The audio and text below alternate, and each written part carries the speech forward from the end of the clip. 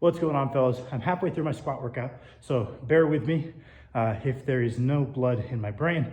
But I had a really quick video to make for the day that I thought you guys might find interesting. And that is my general tips for obtaining really strong grip strength. As someone who competes in strongman, especially as someone with smaller hands who competes in strongman, this is something that I've done a tremendous amount of research on. So first and foremost, we get this out of the way. If you are a power lifter or your goals are powerlifting related and you find that you are missing your deadlifts on grip, the intervention that works most of the time, that does not require very many changes to your training program, is simply to avoid the use of straps on deadlifting and any deadlifting variations. And then on your working sets of comp style deadlifts or anything close, including a 5-second hold at the end of every work set. More often than not, just this small intervention is enough to make grip no longer the limiting factor. This is what we have been having Max do in preparation to pull 800.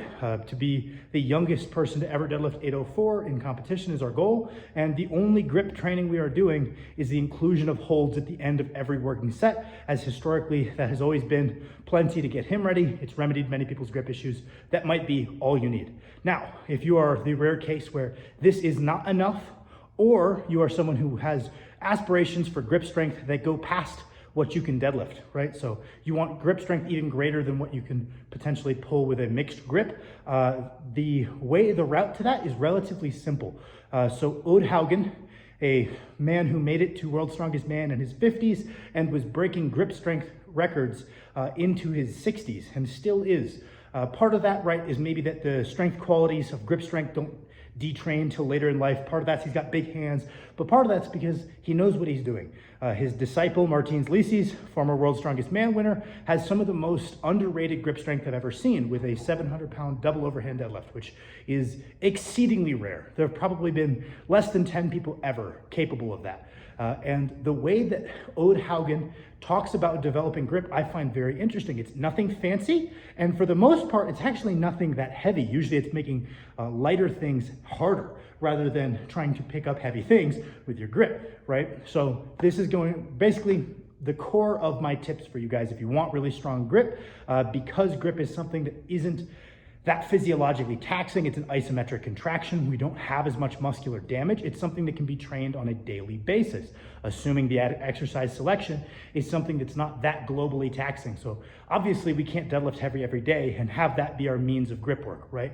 But I find that if our goal is to maximize our grip strength, the only box we really have to check is including something in every day that we train where the limiting factor is our grip. So training our grip to failure every training session. And this can be practically very easy. Something like a dead hang, or even like a weighted dead hang if you get pretty strong and don't want to hang on for that long, is very, very not neurally taxing. Right? So it's almost negligible in terms of fatigue. You just have to include it. Boom, there's your grip for the day. You can build it into the session. If you are going to hit abs, potentially doing your hanging leg raises without straps can be a very easy way. Okay, boom, we trained our grip to failure on an exercise. The inclusion of fat grips on an exercise, maybe for our upper back on a pulling motion on an upper body day.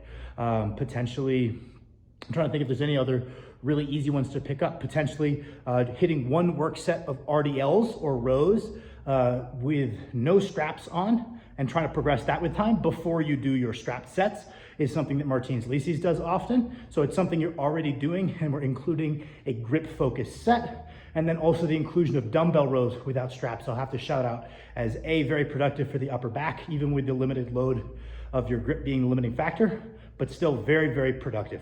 And so, yeah, that would be my tip. It's really simple, but more often than not, it's kind of overlooked, right? We can use these kind of fluffy motions, using fat grips to make, lighter weights harder to hold on to, the dead hangs, the hanging leg raises without the straps, the single arm dead hangs. We kind of view these as fluffy motions. Like, no, we need to do heavy holds. We need to do heavy holds if we're getting strong. We need to do farmers. Well, yes, those can check that box. We can't do these things daily, right? So maybe one day the thing that takes your grip to failure is the farmers. What are you gonna do the other 4 days of training? You may as well train grip because you can recover from it. And if it's a priority to bring up, it should be challenged as often as we can recover from it. In the case of grip, that is quite frequently. So I hope this helps a little bit. That's my thought process. I'm sorry if this was a little bit rambly. I'm halfway through the workout and it's definitely getting to me.